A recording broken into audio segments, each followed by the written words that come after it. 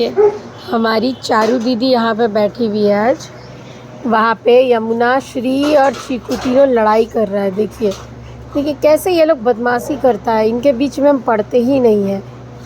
बस यमुना को बुलाएंगे। यमुना, ए यमी, जल्दी आ मम्मी पास।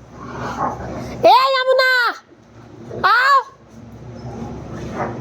आप पिटा, देखिए देखिए दिख रही होगी कैसे बदमाशी करती है यमुना। आजकल ढीठ हो गई है चारू के साथ रह रह के। कोनों यहाँ पे आराम से मेरी मस्त मौला लड़की, उधर सहमा उधर सोया हुआ है। देखिए दिखेगा सोया हुआ है लड़का। हाँ देखिए यहाँ इन लोग का तमाशा चल रहा है अलग। और अच्छी बेटा कहीं सोई होगी चुपचाप से कोना में।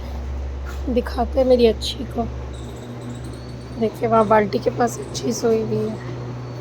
इन लोग का भी चलेगा तमाशा।